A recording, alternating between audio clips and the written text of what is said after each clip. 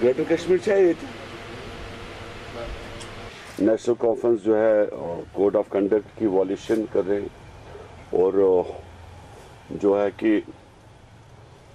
Ex chief minister दो जो है इन लोगों ने जैसे पहले बंदूक से डराया लोगों को, आर्मी से डराया, पुलिस से डराया, अब कुछ और हरबे इनके चल रहे हैं और यहाँ तक भी सुनने आया है कि यहाँ के इनके जो कैंडिडेट्स हैं वो कॉन्स्टिट्यूंसीज में, क्योंकि इनकी आदतें रही है, फितरत रही है, इन्होंने एफआईआर्स लगवाए हैं बहुत सारे लोगों को स्टोन पेल्टर्स केसेस में, और अभी तक अब ये सुनने में आ रहा है कि बहुत सारी कॉन्स्टिट्यूंसीज में ये लोग आर्मी एंड पुलिस के थ्रू लोगों को डराने धमकाने की कोशिश की है। इनके लोकल लीडर्स ने लोकल आर्मी मेजर के साथ गए, चाय पिया, कॉफ़ी पिया उधर, और वहाँ से निकले फिर लोगों को ये कहा कि देखो मैं मेजर के पास था, चाय पी रहा था, कॉफ़ी पी रहा था, अब अगर तूने मेरे को वोट नहीं डाला तो मैं तुम्हें उठवा दूंगा। तो सेकंड एक ये है, इलेक्शन कमीशन ऑफ इंडिया से मेरी अपील है कि ये लोग जो नाजायज़ फ़ायदा उठा रहे हैं, जो वर्कर्स को डरा रहे हैं, धमका रहे हैं, ये सब चीज़ें बंद हो और जहाँ पर ऐसा हो रहा है वहाँ पर उस कैंडिडेट को डिसमिस किया जाए। साथ में मेरी ये गुजारिश है कि अगर कानून देश का बदला, जम्मू कश्मीर का 19 एब्रोगेशन आर्टिकल 2019 एब्रोगेशन आर्टिकल के बाद अगर सभी कानून बदले गए, अगर सिंबल्स बदले गए, अगर निशान बदला गया, अगर देश का निशान बदला गया यहाँ का जम्मू कश्मीर का, तो मुझे ये बताइए, मैं इलेक्शन कमिश्नर से मेरी अपील है कि ये जो सिंबल आपने नेशनल कॉन्फ्रेंस को दे के रखा है हल,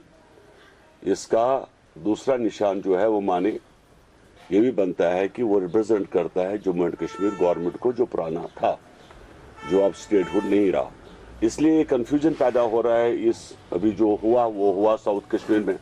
लेकिन सेंट्रल एंड नॉर्थ कश्मीर में इस सिंबल को बैन किया जाए। और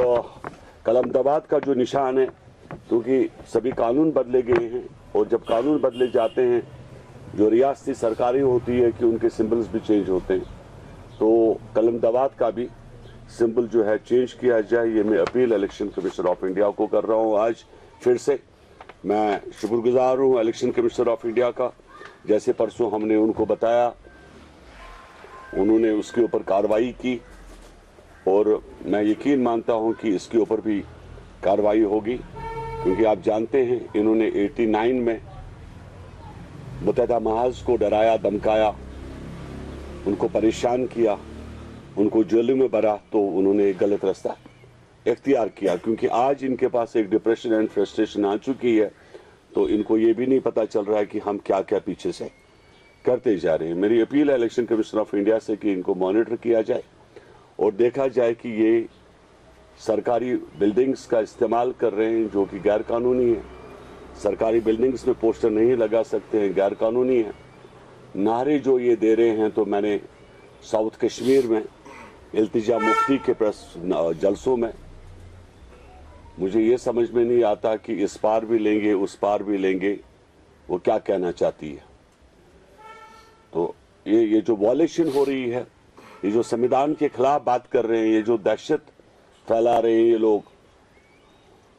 और सरजान बरकती वाली नाराबाजी जो पीडीपी के जलसों में चल रही है, उसको फटाफट बैन किया जाए। ट्रांसपेरेंसी के हिसाब से इलेक्शंस किया जाए जम्मू कश्मीर के अंदर, और लोगों को डराया धमकाया न जाए। मैं अपनी तरफ से, पार्टी की तरफ से आज एडवोकेट बिलाल लोधी को, अजहर लोधी को खान साहब कॉन्स्टिट्यूंसी का कैंडिडेट डिक्लेयर करता हूं, और इन्हीं अल्फाजों के साथ आप लोगों का शुक्रिया। कोई सवाल होगा तो पूछिएगा। वो तो बात चल रही है अंदर से उन लोगों की, यहाँ तो नेशनल कॉन्फ्रेंस और मैंने कहा 370 जो है, बिकॉज पार्लियामेंट में हमारी मेजॉरिटी नहीं बन पाएगी अगर हम